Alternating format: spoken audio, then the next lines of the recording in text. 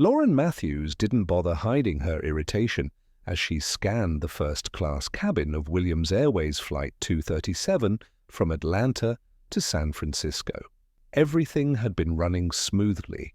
Champagne poured, hot towels distributed, pre-flight pleasantries exchanged with the usual assortment of business executives and wealthy retirees, until she spotted her. The woman sat in 2A, gazing out the window, seemingly oblivious to Lauren's growing scrutiny. Her simple jeans and modest sweater stood in stark contrast to the designer outfits populating the premium cabin. But it was her appearance, deep brown skin, natural curls pulled back in a simple ponytail, minimal makeup, that triggered Lauren's immediate suspicion. "Excuse me," Lauren said, her customer service voice abandoned in favor of sharp authority. "I think you're in the wrong section. Economy boarding is through the rear entrance." Emma Williams turned from the window, her expression neutral. "No, I'm in the correct seat. 2A. Lauren's perfectly penciled eyebrows arched higher. "This is first class," she explained slowly, as if speaking to someone with limited comprehension. "Economy is in the back of the aircraft." "I'm aware of the plane's configuration," Emma replied calmly. "I'm supposed to be in first class. My boarding pass is for seat 2A. A middle-aged white man across the aisle lowered his Financial Times, watching the exchange with undisguised interest. Other passengers were beginning to notice, some exchanging glances that communicated shared assumptions about who belonged in the premium cabin. Lauren's smile tightened into something that barely concealed contempt. "Could I see your boarding pass, please?" Emma reached into her bag and produced the document, which Lauren practically snatched from her hand. The flight attendant made a show of examining it, her expression cycling through disbelief to frustration as she confirmed the seat assignment. "There must be some mistake," Lauren insisted, still gripping the boarding pass. "These tickets are very expensive." The implication hung in the air, unmistakable in its meaning. Emma's gaze remained steady, her voice measured despite the public humiliation unfolding around her. "Perhaps you should check the passenger manifest before making assumptions about who can afford which tickets." Lauren's nostrils flared slightly. "I'll need to verify this with the gate agent. In the meantime, it would be easier if you moved to economy where there's plenty of space. First class is completely full today." Emma glanced pointedly at the empty seat beside her. "It doesn't appear to be full from where I'm sitting." Murmurs rippled through the first-class cabin. A silver-haired couple exchanged disapproving looks, clearly aligned with Lauren's assessment of the situation. The businessman across the aisle had abandoned any pretense of reading, now openly watching the confrontation. "Look," Lauren said, dropping her voice but not her condescension. "We both know there's been some mix-up. These seats cost thousands of dollars. Why don't you just move to the back, where you'd be more comfortable with your own kind of passengers?" Emma's composure remained unbroken, though something flickered behind her eyes, a momentary flash of weariness rather than surprise. She'd clearly navigated this particular obstacle course before. "I'm quite comfortable right here, thank you, and I'd like my boarding pass back." Lauren reluctantly returned the document, but remained hovering beside Emma's seat, her body language communicating that this matter was far from settled. "I'll need to speak with the purser about this situation." "Please do," Emma agreed, turning back toward the window in a clear dismissal. As Lauren stormed toward the galley, the silver-haired woman leaned toward her husband. How did one of them end up in first? Must be some diversity program or something. Her stage whisper carried easily across the cabin. Emma didn't react, though her shoulders straightened almost imperceptibly. Lauren returned minutes later with Timothy, the chief purser, who approached with the practiced diplomacy of someone who had mediated countless mid-air disputes. "Ma'am, I understand there might be some confusion about your seating assignment," he began professionally. "The only confusion," Emma replied, "is why your colleague assumes I don't belong in the seat I purchased." Timothy glanced at Lauren, whose expression remained rigid with certainty. "Could I see your boarding pass and perhaps some identification?" Emma provided both documents. Timothy examined them carefully, his professional demeanor faltering slightly as he processed the information. "Everything appears to be in order, Ms. Williams," he confirmed, returning her documents with noticeably more respect than Lauren had shown. "I apologize for any inconvenience." Lauren's face flushed with a combination of embarrassment and stubborn indignation. "But Tim, look at her. She doesn't—" Timothy cut her off with a sharp glance. "Lauren, everything is in order. Please continue with pre-departure service." As Timothy retreated to the galley, Lauren remained standing beside Emma's seat, clearly struggling to process this undermining of her authority. The other first-class passengers watched with varying degrees of interest, some seemingly disappointed that the disruption hadn't resulted in Emma's removal. "Would you care for champagne or orange juice before takeoff?" Lauren finally asked, her voice stripped of warmth. "Water is fine, thank you," Emma replied.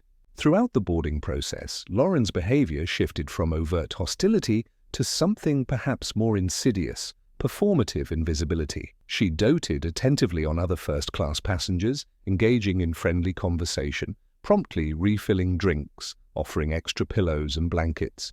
Yet whenever she passed Emma's seat, Lauren's gaze slid past as if the space were unoccupied. When drinks were served after takeoff, Lauren forgot Emma's order. When warm nuts were distributed, Emma's seat was skipped. When meal orders were taken, Lauren didn't even pause at row 2. Emma observed this theatre of exclusion with remarkable composure, neither protesting nor appearing particularly affected. She removed a book from her bag and began reading, occasionally sipping from a water bottle she'd apparently brought aboard herself. The businessman across the aisle, who had introduced himself to Lauren as Richard, emphasizing his executive platinum status during their friendly chat, watched this dynamic unfold with increasing discomfort. Finally, as Lauren passed by with a fresh round of drinks for everyone except Emma, he spoke up. "Excuse me, I think you missed serving the lady in 2A. Lauren's smile didn't waver. "Oh, I believe she's all set." Emma glanced up from her book. "Actually, I haven't been served at all since boarding." "I'll bring you something right away," Lauren replied with plastic professionalism, though her eyes communicated a very different message. When she returned minutes later, Lauren approached Emma's seat with a glass of water on her tray. As she extended it, her hand slipped, sending the ice-cold liquid cascading across Emma's lap. "Oh my goodness!" Lauren gasped, with theatrical concern that failed to mask her satisfaction. "How terribly clumsy of me!" The water soaked through Emma's jeans, the shock of cold causing an involuntary flinch. Several passengers looked up at the commotion, their expressions ranging from second-hand embarrassment to poorly concealed amusement. "Let me help you with that," Lauren insisted, grabbing a cocktail napkin and reaching toward Emma's lap with invasive familiarity. Emma calmly caught Lauren's wrist before she could make contact. "That won't be necessary." Something in Lauren snapped at this resistance. With her free hand, she delivered a sharp, stinging slap across Emma's cheek, the sound cracking through the cabin like a gunshot. "How dare you grab me?" Lauren hissed, yanking her arm free. "I was only trying to help." The cabin froze in collective shock. Richard half rose from his seat across the aisle, his expression horrified. "Hey, that was completely uncalled for!" Lauren rounded on him, her composure abandoned entirely. "Stay out of this ghetto trash. Put her hands on me first."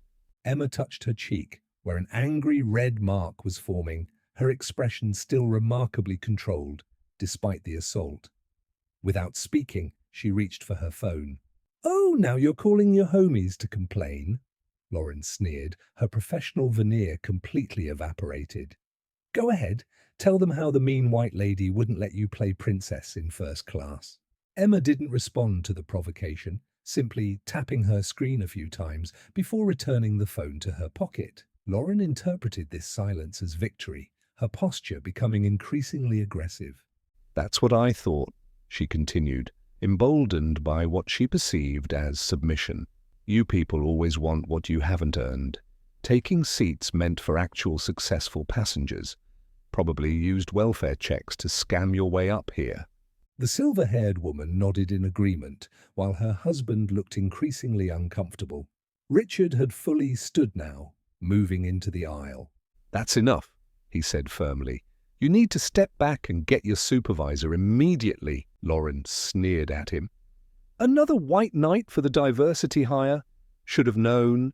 The situation might have deteriorated further had the cockpit door not opened at that moment. Captain David Chen emerged, his expression grave, as he surveyed the scene. His gaze landed on Emma, who still sat calmly despite the water-soaked clothing and reddened cheek. "Ms. Williams," he said, approaching her seat with evident respect. "Is everything all right?" The simple question and the clear deference with which it was delivered caused a subtle shift in the cabin's atmosphere. Lauren's expression froze somewhere between confusion and dawning horror. "Not entirely, Captain Chen," Emma replied evenly. "I've been refused service, deliberately doused with water, physically assaulted, and subjected to racist abuse from this flight attendant." Captain Chen nodded gravely. "I received your message. I've already notified ground operations to prepare for an unscheduled landing. This situation requires immediate attention." Lauren's face drained of color as the implications began to register. "Captain, there's been a misunderstanding. This passenger was combative and—" "Ms. Matthews," Captain Chen interrupted firmly, "I strongly suggest you return to the galley and wait there until we land." "But you don't understand," Lauren protested desperately. "She's just playing the race card." "She," Captain Chen cut in, his voice carrying enough authority to silence the entire cabin, "is Emma Williams, the owner and CEO of Williams Airways, your employer." The revelation landed like a bomb, its shockwaves traveling visibly through the cabin. Passengers who had been smirking at Emma's treatment moments before now stared in horror at the consequences unfolding before them. The silver-haired woman suddenly became intensely interested in her cocktail napkin, unable to meet anyone's eyes. Lauren staggered back as if physically struck, her hand flying to her mouth. I never—" She dropped to her knees beside Emma's seat. "Ms. Williams, please, I had no idea. I'm so sorry. I didn't mean—" "I think you meant exactly what you said and did," Emma replied quietly. "The only thing you're sorry about is discovering who I am." Lauren began to sob, mascara tracking down her carefully made-up face. "Please don't fire me. I have bills, a mortgage. It was just a misunderstanding." Emma regarded her with the same calm she'd maintained throughout the ordeal. A misunderstanding implies confusion about facts. There was no confusion here, only prejudice and assumptions. "You decided, based solely on my appearance, that I didn't belong in this cabin. You chose to humiliate me, deprive me of the service other passengers received, physically assault me, and use racial slurs to describe me." "I'll do anything," Lauren pleaded, now fully crying. "Sensitivity training, probation, whatever you want." "What I want," Emma replied evenly, "is accountability for your actions. Not because of who I am, but because this behavior is unacceptable toward any passenger, regardless of who they are or what they look like." Captain Chen cleared his throat. "Ms. Matthews, your employment with Williams Airways is terminated, effective immediately. When we land, airport security will be boarding to discuss the assault charges." "Assault charges?" Lauren echoed, her voice rising hysterically. "But it was just a little slap. She grabbed me first." Emma shook her head slightly. "The cameras installed throughout this aircraft suggest otherwise." Moments later, the plane began its descent toward the nearest airport with a Williams Airways terminal. As they taxied to the gate, Lauren sat huddled in the rear galley, occasionally casting desperate glances toward Emma, who had returned to her book as if the entire incident were already behind her. When airport security officers boarded to escort Lauren off the aircraft, she made one final, desperate appeal. "Ms. Williams, please, I have a perfect record until today. 14 years of service. One mistake shouldn't erase all that." Emma finally set her book aside, addressing Lauren directly. This wasn't one mistake. This was a revelation of character. The ease with which you degraded me suggests this isn't new behavior. It's just the first time you've faced consequences for it. As Lauren was led away in handcuffs, Emma addressed the remaining passengers who had watched the proceedings in mortified silence, several recording discreetly on their phones. The incident, captured on multiple passenger phones, went viral before Flight 237 even reached San Francisco. By the time Emma disembarked, hashtags like #1, first class while black, and #1 Williams Airways Justice were trending nationwide. 3 days later, Emma appeared on a morning news program, poised and articulate as she discussed the broader implications of the incident. "What happened on that flight happens to people of color every day," she explained. "The only difference is that most don't own the company involved. Most don't have the power to ensure immediate consequences. Most just have to absorb the humiliation and move on." The interviewer leaned forward.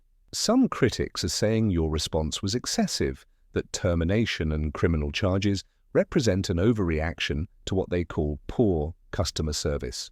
Emma's expression remained measured. "Racial slurs and physical assault aren't poor customer service. They're unacceptable behavior in any context. Would these same critics consider it an overreaction if I, as a black woman, had slapped a white flight attendant and called her trailer trash? Or would they be demanding my arrest and lifetime ban from flying?" The question hung unanswered, its implications clear to viewers. Williams Airways has a zero-tolerance policy for discrimination and assault against any passenger by any staff member, Emma continued.